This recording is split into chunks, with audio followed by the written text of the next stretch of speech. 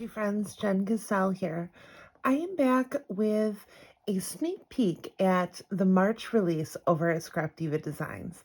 Now, I don't normally do sneak peeks over here on YouTube, but this is my favorite die from the March release, and I really wanted to give you guys a quick preview of what's to come, and I'm going to include a tutorial. You will want to bookmark it. This was a really fun die to put together. I think you'll really like this die. So first, here is her website and all of her info on the back. Make sure to use that hashtag Scrap Diva Designs for some amazing inspiration. And as always, if I've inspired you in any way, please feel free to use my coupon code JEN10 for 10% off your purchase at the shop. I super appreciate everybody who uses my coupon code and affiliate link. I do get a small kickback, and it helps me to continue to create free content for you guys. So let's dive in. I'm not going to show the die set, but I will tell you this is the 3D vintage storybook die. And oh my gosh, you guys, it's so cute. So the die is the book itself, and it does come with 2 sentiments for it. I ended up layering the nesting love bundle. What is it? The love bundle nesting die on the front. And then these are all Scrap Diva flowers and the leaves, including the new one that came out last month. So stinking cute. Love. Once again, this is her alphabet die, and I just glued a couple of these really cute flower clay pieces that I have in my stash. And wait, oh my gosh, this is the inside. It is a box. So cute. So this is another one of the new dies that are being released in March. This is the butterfly set. You do get 4 sizes. So cute. Love. And then this last one here. And I've layered these quite a few times. I am using the Poppy and Pear collection. I'm using the digital, and it's printed on the koala textured cardstock. It's a canvas weave. I don't know if it's picking it up, but it's really cool. I wanted it to have kind of that canvas texture that you would find in a book, and so good. I loved this. Like I said, I am going to do a tutorial, so you'll want to save this for when you buy the die. There are a lot of components to this die, but don't be intimidated. I am going to walk you through it step by step. So if you're interested in the tutorial, stay tuned. I'm going to start with 2 of the book bases. This is going to be the largest die in the set. So I've already kind of started scoring on my score lines. I'm going to set that one aside. Working with the second one, I'm going to bring it over. I just pulled my portable trimmer in, and you're going to want to cut this down. Now, when you cut this, you're going to want to line up the score line, and then just kind of bring it over just a tad. And I'm moving it over this way so that I can make my panel just a little bit smaller. I don't want there to be any overhang. And then do the exact same thing. You've got 1 more score line. I'm going to score this just to make it a little easier to see. Right. Don't toss this, but set it aside and bring your original base back over, and we are going to glue these right onto the interior. I've also cut 2 interior panels to cover this layer, and you can go ahead and add them at this point as well. Flip it, and these are going to be my interior, or my exterior panels, I should say.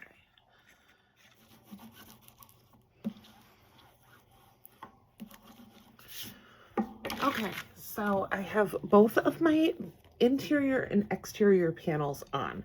I have left the middle portion alone. The binding of the book we're going to start working on now. I've brought out my foam, and this is the same density of foam that I use for my flower making. I don't go crazy on it. It's garbage, literally.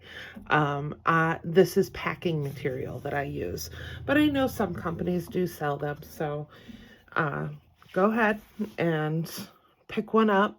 You'll want foam. So I'm taking my bone folder, and you can just start running your bone folder along your spine. And this is going to help start to create a curve for it. You could also use a stylus for this.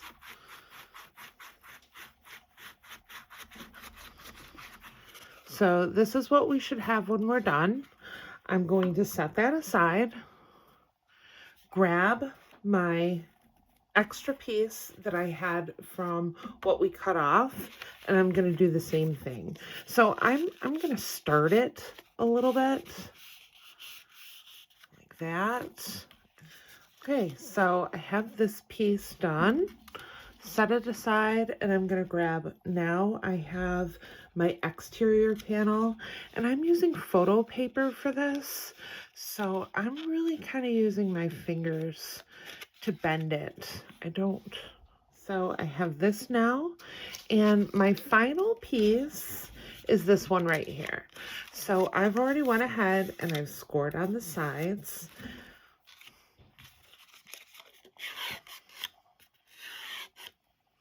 And now I'm just going to once again start working that spine. Okay, so I have this all set up. I have my ends tucked under for a moment. And now I can start building my spine. I've added a bit of glue to this right here. I'm going to go ahead and, so I went ahead and added my interior piece for the spine. And now I'm going to add my exterior layer. And notice how I'm pressing on my paper as I go. I'm kind of I'm pinching to really work that curve. And once again, I'm going to use that same technique where I'm pinching to work the paper in the direction that I want it to be, keeping that curve. I'm going to go ahead and work this spine just a tad, because you want it to be able to open like this. Next up, I have this piece here. I've just cut one of these, and make sure that your scored edges are really pressed down. Use your bone folder. This is very important in order to make your book look good. You want these corners to be really tight. Add glue to your first tab and make sure your corner is really tight and the glue is dry before moving on to the next piece. This is really going to create structural integrity within your construction.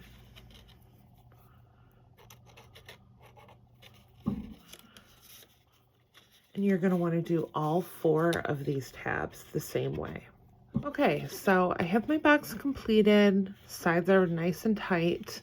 I've pulled these tabs up temporarily, and we're going to set this aside and let it cure. We are going to start working with this piece. I've cut 2 of them, and I've added my layering pieces already, and I've done the score lines.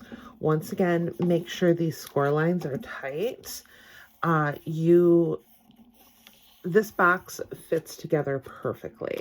And if you get it a little wonky in your construction, it's not going to look right. Now I'm going to add a bit of glue to this tab here and connect it to the second piece. Make sure that isn't going anywhere before you move on to your next tab. So once again, I'm adding glue to the tab. And then I'm bringing this end over to create a rectangular shape. So this is what I should have at this point. Okay, so next up we have these two dies. These are the rectangles that do not have stitches on there. So you're going to need one of this large, and that is going to cover your box base. The second one is going to be used, and this is helpful to have something with a grid pattern on it. This is how I line up my dies. So you're going to want to line your dies up like this. And having that grid pattern makes it pretty easy to help you out in getting just that perfect measurement. And then I'll use a piece of mint tape. Love this stuff for die cutting. And I will run my dies through. I'll probably put another one on here, but run your die through like this. And you will have this and this when you're done. This is going to be the base of your box. So you can go ahead and glue that in. Or now we can add the center to this and apply glue on these tabs. Now, very carefully pop that in. And it's gonna fit nice and tight in there for you. Now that we have that in, we can start working our tabs. I'm gonna pull that tab up and I'm gonna just run my bone folder along there just so I know that that's nice and attached. And I'm gonna pop this layer back inside. Add just a bit of glue.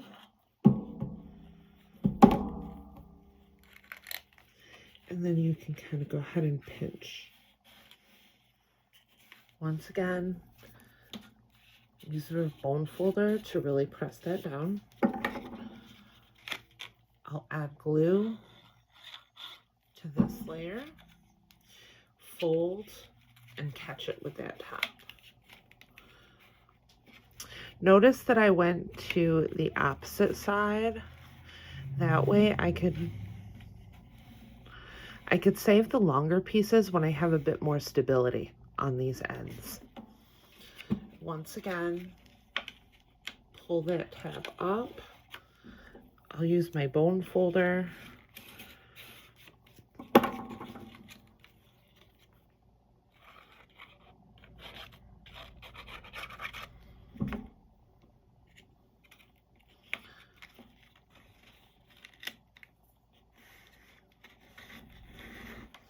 All right, the final side.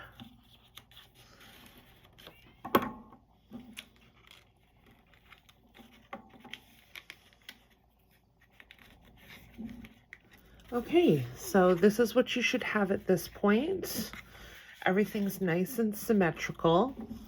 I went ahead, when I cut my pattern paper layers, I did cut two. I just wanted to add just a little bit of sturdiness to it. So I did it in white as well as that pink floral.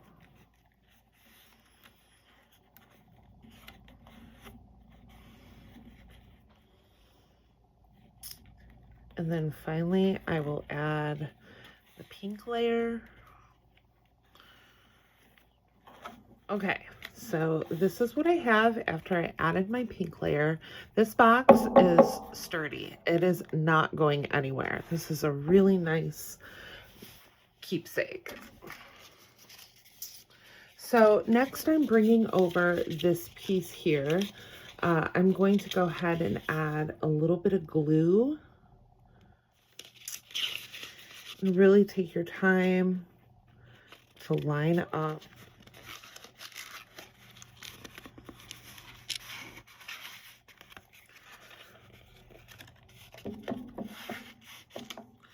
Once again, add some glue to this tab. Line up those corners.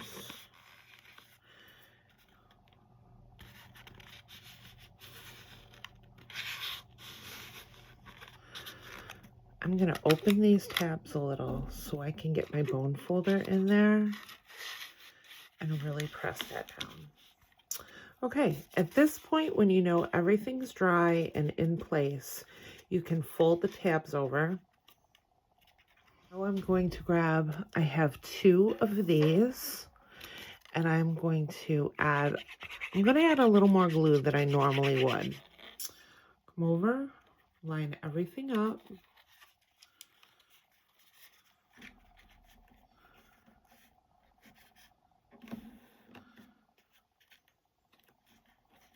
And you're gonna hide all those tabs. Might open those up just a little bit. Let's see if I can push this side in just a tad.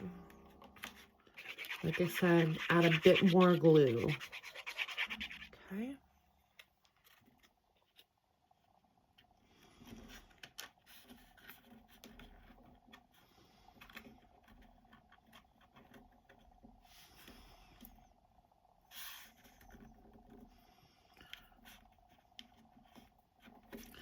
And just really take your time to make sure that those tabs are covered and push everything just the way you want them to.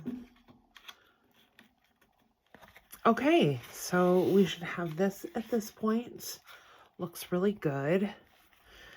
And now it's just a matter of adding our interior to this. So I'm going to pop my interior piece inside, and I'm just I've only got glue on the bottom, and I'm just slowly lining it up.